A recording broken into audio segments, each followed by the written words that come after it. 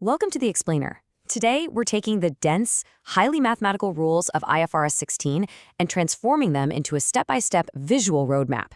We're going to follow the actual life cycle of a lease, so let's just jump right in. Okay, look at this.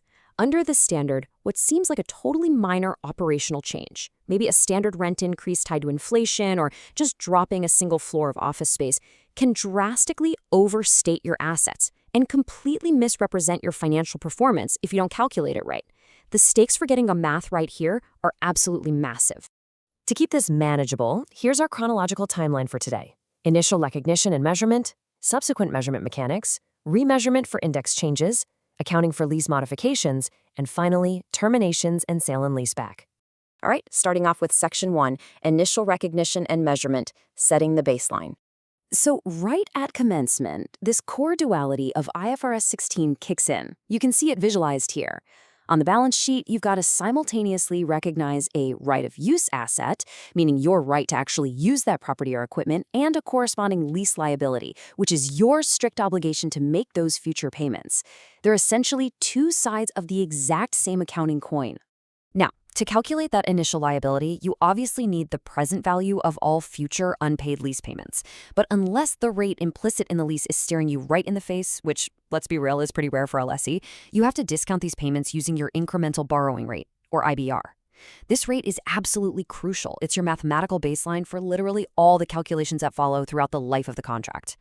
But hey, before you go capitalizing every single contract, it's really important to remember these specific exclusions.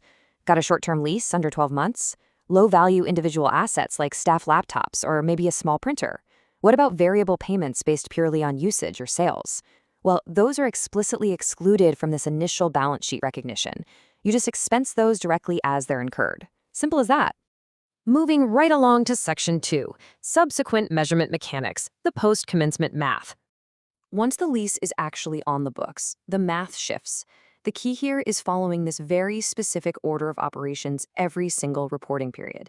Step 1, you increase the liability's carrying amount to accrue interest. Step 2, you reduce that carrying amount to reflect the actual cash lease payments you made. And Step 3, you depreciate the right-of-use asset, which is typically done on a straight-line basis. Check out the interest expense column from this PwC data. Because interest is calculated on the remaining liability, it starts out high and decreases over time. When you combine that with steady, straight-line depreciation, your expense profile ends up heavily front-loaded. So, as you can clearly see, your net income takes the hardest hit in the early years of the lease, even if your actual cash rent payments are completely flat. Okay, Section 3, Remeasurement for index changes, adapting to inflation. Let's say your lease dictates that your annual payment of $155 is going to increase based on the CPI. Then, at the end of year 1, the economy shifts and the CPI jumps from 120 to 125. You know, this isn't just some footnote you can ignore. This actually triggers a mandatory recalculation of your entire lease profile. Because this is an index-linked variable payment, you've got to recalculate the liability for the remaining 4 years of the lease. The new reassessed payment comes out to $161. Then you discount those future payments back to present value using your original 5.9% rate, and that gives us an adjustment of exactly 21. Notice how we do not update the discount rate here, right? We only update the cash flows based on that new index. And here's why this matters so much for your balance sheet. That CPI jump directly increases your lease liability with a credit of 21, and then you record an offsetting debit of 21 to simultaneously increase your right-of-use asset. The real question you need to ask your team is, are you systematically remembering to update your CPI assumptions? Because if you miss this, your liabilities are just sitting there understated. Next up is Section 4, Accounting for Lease Modifications, Navigating Contract Changes. So what happens when lease terms change midway through the contract? You face a critical decision path. If a modification increases the scope by adding the right to use new assets, say you decide to take over the office suite next door, and the price increases by a commensurate standalone amount, well, that's treated as a completely separate new lease, nice and clean. But if it doesn't meet those criteria, you are squarely in the highly complex territory of remeasuring your existing lease liability. When you're remeasuring, here's the critical distinction you absolutely need to internalize. If you're just extending the lease term, you recalculate the liability using a revised discount rate and simply adjust the right-of-use asset up or down. Easy enough. But a partial termination, like reducing your office footprint from 2 floors down to 1, is an entirely different beast. For that, you have to decrease the asset to reflect the scope reduction and immediately recognize a proportional gain or loss directly in your profit or loss statement. Let's actually run the numbers on this. Take retailer E, terminating a quarter of their retail space. They have to proportionally write down the right-of-use asset. As you see here, the asset drops by roughly $70,000, but the related lease liability drops by almost $85,000.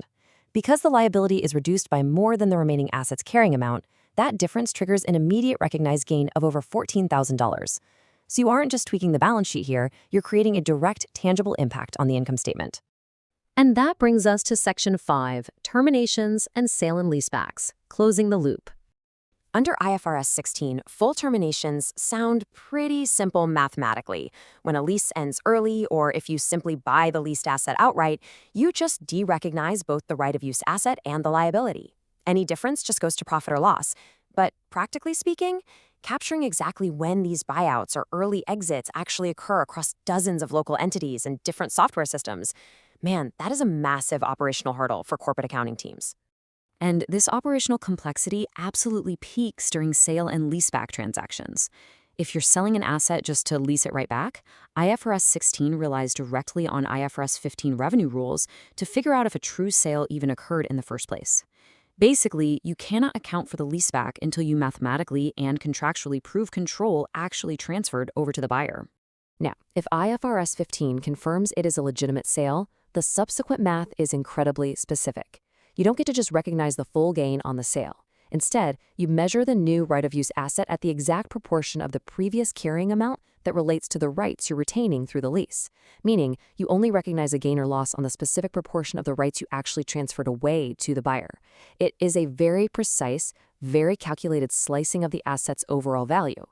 So from initial discounting to index-linked recalculations and partial terminations, IFRS 16 turns lease management into this continuous, ever-evolving cycle of remeasurement, which leaves us with a final, rather urgent question for your own portfolio.